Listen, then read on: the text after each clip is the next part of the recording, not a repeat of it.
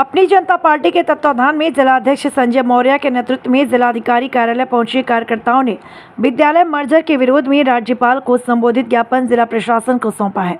जिलाध्यक्ष ने बताया कि उत्तर प्रदेश में बेसिक शिक्षा विभाग द्वारा संचालित प्राथमिक विद्यालयों एवं उच्च प्राथमिक विद्यालयों को मर्जर करने के नाम पर बंद किया जा रहा है, जिससे किसान, गरीब, मजदूर, शोषित, वंचित, पिछड़े और आर्थिक रूप से कमजोर बच्चों की शिक्षा प्रभावित होगी। ऐसे में हमारा संगठन राज्यपाल से मांग करता है कि इन विद्यालयों को मर्जर होने से रोका जाए।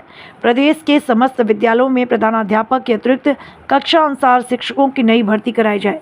प्राथमिक व उच्च प्राथमिक विद्यालयों को अन्य विभागीय कार्यों से मुक्त कर इनसे केवल शिक्षण कार्य लिया जाए। समस्त प्राथमिक विद्यालयों को निजी हाथों में देने से रोका जाए। इस दौरान जिला प्रभारी इंद्रजीत मौर्य, अनिल मौर्य, सुनील मौर्य, लालजी मौर्य, निखिल मौर्य, उमेश यादव आदि मौजूद रहे। जी, मेरा नाम निखिल मौर्य है और आज हम लोग यहाँ पे आए हैं डीएम साहब को ज्ञापन देने के लिए, जो उत्तर प्रदेश में हमारी सरकार माननीय योगी आदित्यनाथ जी की सरकार जो उत्तर प्रदेश के प्राथमिक विद्यालयों को बंद करने यानी मर्ज करने का काम कर रही है, उसके विरोध में हम सरकार का कहना ये है कि वो मर्ज करने का फ़ायदा ये है कि जिन स्कूलों में 50 से कम बच्चे हैं उन स्कूलों को बंद करके और उन बच्चों को उठा के किसी दूसरे स्कूल जहां 50 से ज़्यादा बच्चे वहां ट्रांसफ़र कर दिया जाए, जिनका समर्थन सुप्रीम हाई कोर्ट भी कर दी है। हम कहना चाहते हैं कि 2013 और 14 में उत्तर प्रदेश में प्राथमिक सरकारी स्कूल जो हैं 1 से 5 तक उनकी संख्या थी 1,68,888 और वर्तमान में है प्राथमिक स्कूल की संख्या लगभग 1,11,000 तक।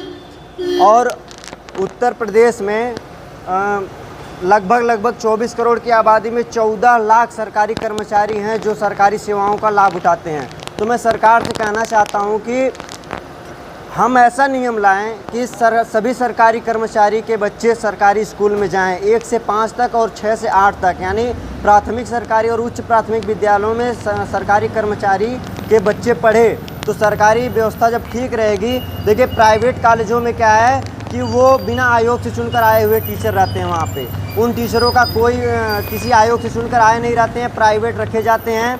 वहाँ के बच्चों के साथ अभद्रता होती है प्राइवेट कॉलेजों में। सरकारी स्कूलों के प्राथमिक स्कूल हों या उच्च प्राथमिक हों या कॉलेज हों, वहाँ पे टीचर आयोग से चुनकर आते हैं।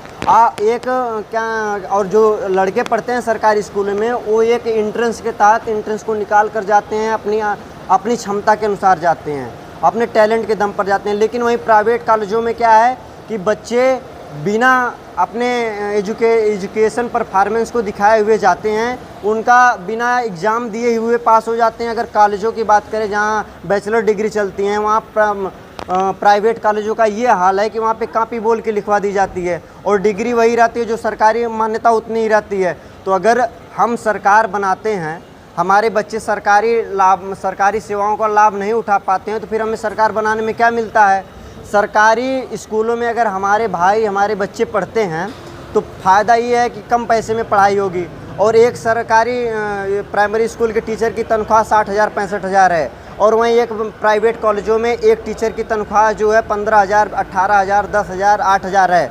और जो प्राइवेट कॉलेजों में बच्चों के साथ अभद्रता होती है उसकी जिम्मेदारी कोई नहीं लेता है। वहीं किसी भी सरकारी प्राथमिक विद्यालय में बच्चों की देखरेख की जाती है और उनका जो है उनके ऊपर कोई भी जुल्म, अत्याचार या कोई भी अभद्रता होती है तो उसका सरकार जिम्मेदार लेती है।